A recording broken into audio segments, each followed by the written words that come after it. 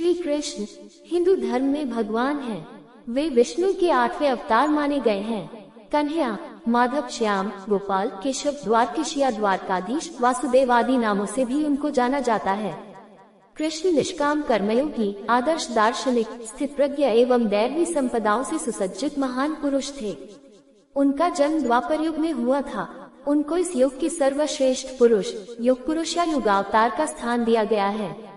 कृष्ण के समकालीन महर्षि वेदव्यास द्वारा रचित श्रीमद् भागवत और महाभारत में कृष्ण का चरित्र विस्तृत रूप से लिखा गया है। भगवत गीता कृष्ण और अर्जुन का संवाद है, जो ग्रंथ आज भी पूरे विश्व में लोकप्रिय है। इस उपदेश के लिए कृष्ण को जगत गुरु का सम्मान भी दिया जाता है। कृष्ण वसुदेव और देवकी की 8वीं संतान थे। देवकी कंस की बहन थी। कंस एक अत्याचारी राजा था। उसने आकाशवाणी सुनी थी कि देवकी के 8वें पुत्र द्वारा वह मारा जाएगा।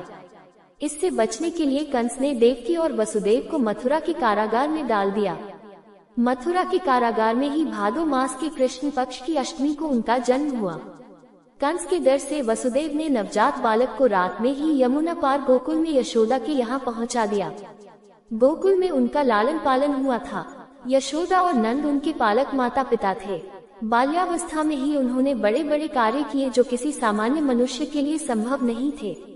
अपने जन्म के कुछ समय बाद ही कंस द्वारा भेजी गई राक्षसी पूतना का वध किया। उसके बाद शकटासुर, तृणावर्त आदि राक्षस का वध किया। बाद में गोकुल छोड़कर नंद गांव आ गए। वहां पर भी उन्होंने कई लीलाएं की, जिसमें गोचारण लीला, गोवर्धन लीला, रास लीला आदि मुख्य है। इसके बाद मथुरा में मामा कंस का वध किया। सौराष्ट्र में द्वारका नगरी की स्थापना की और वहां अपना राज्य बसाया। पांडवों की मदद की और विभिन्न संकटों से उनकी रक्षा की। महाभारत के युद्ध में उन्होंने अर्जुन के सारथी की भूमिका निभाई और रण क्षेत्र में ही उन्हें उपदेश दिया। 124 वर्षों के जीवन काल के बाद उन्होंने अपनी लीला समाप्त की। उनके अवतार समाप्ति के तुरंत बाद परीक्षित के राज्य का कालखंड आता है।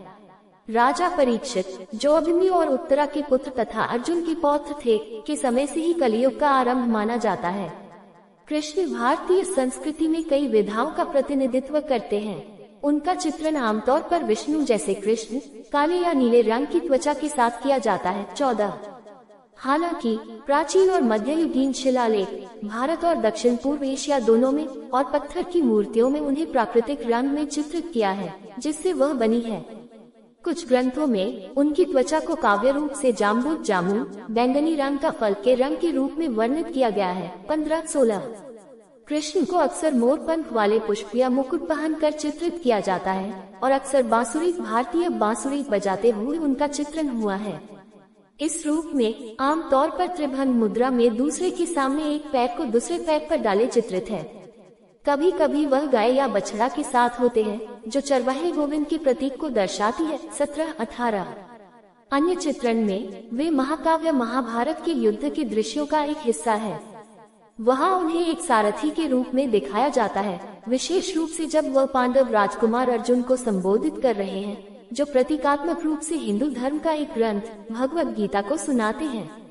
इन लोकप्रिय चित्रणों में कृष्ण कभी पथ प्रदर्शक के रूप में सामने में प्रकट होते हैं, या तो दूरदृष्टा के रूप में, कभी रथ के चालक के रूप में। 19-20 कृष्ण के वैकल्पिक चित्रण में उन्हें एक बालक बाल कृष्ण के रूप में दिखाते हैं। एक बच्चा अपने हाथों और घुटनों पर रेंगते हुए, नृत्य करते हुए, साथ ही मित्र ग्वाल बाल को चुराकर मक्खन देते हुए, मक्खन चोर लड्डू को अपने हाथ में लेकर चलते हुए, लड्डू गोपाल अथवा प्रलय के समय बरगद के पत्ते पर तैरते हुए एक अलौकिक शिशु जो अपने पैर की अंगुली को चूसता प्रतीत होता है।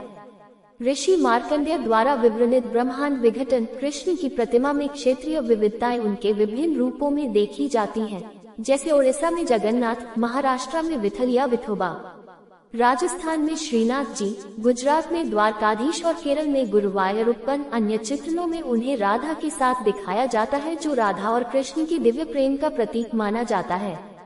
उन्हें कुरुक्षेत्र युद्ध में विश्वरूप में भी दिखाया जाता है, जिसमें उनके कई मुख हैं और सभी लोग उनके मुख में जा रहे हैं।